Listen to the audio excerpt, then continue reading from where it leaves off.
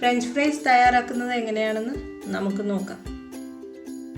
ഇന്നിവിടെ 2 പൊട്ടറ്റോ തൊലി കളഞ്ഞ് ഫിംഗർ സൈസിൽ അരിഞ്ഞെടുത്തിട്ടുണ്ട്. അതിനകത്തേക്ക് ഞാൻ 1 ടീസ്പൂൺ ഉപ്പ് ചേർത്ത് കൊടുക്കുകയാണ്. ഈ ഉപ്പ് ചേർത്ത് കൊടുത്തതിന് ശേഷം ഇത് നന്നായിട്ടൊന്ന് ഇളക്കി യോജിപ്പിക്കണം.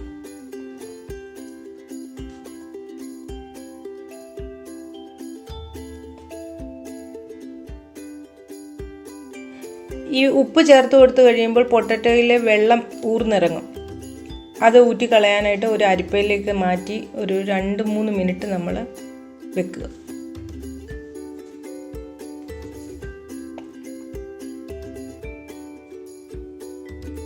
പൊട്ടറ്റോ വെള്ളം തോർത്തിയെടുത്തിട്ടുണ്ട്. അതിലേക്ക് ഞാൻ 2 ടേബിൾ സ്പൂൺ കോൺഫ്ലോർ ഇട്ട് കൊടുക്കുകയാണ്. കോൺഫ്ലോർ ഇട്ട് കൊടുത്തതിന് ശേഷം നന്നായിട്ടൊന്ന് ഇളക്കി യോജിപ്പിക്കുക.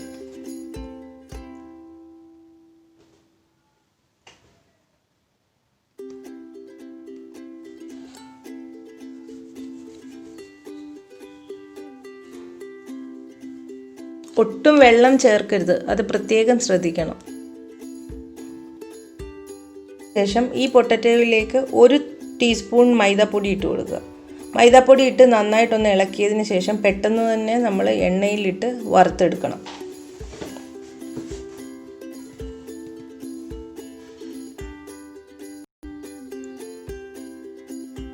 എണ്ണ ചൂടായിട്ടുണ്ട്. അതിലേക്ക് നമ്മൾ തയ്യാറാക്കി വെച്ചിരിക്കുന്ന പൊട്ടറ്റോ ഇട്ട് കൊടുക്കാം.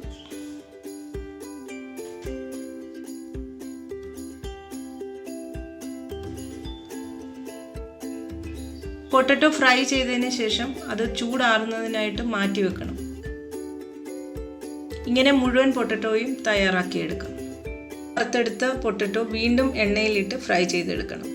അങ്ങനെ ഡബിൾ ഫ്രൈ ചെയ്തെടുത്താൽ മാത്രമേ നല്ല ക്രിസ്പി ആയിട്ടുള്ള ഫ്രഞ്ച് ഫ്രൈസ് റെഡി ആവത്തുള്ളൂ. ഇവിടെ നമ്മുടെ ഫ്രഞ്ച് ഫ്രൈസ് റെഡി ആയിട്ടുണ്ട്. ഇത് കുട്ടികൾക്കും മുതിർന്നവർക്കും ഒരുപോലെ ഇഷ്ടപ്പെടുന്ന ഒരു സ്നാക്സാണ്.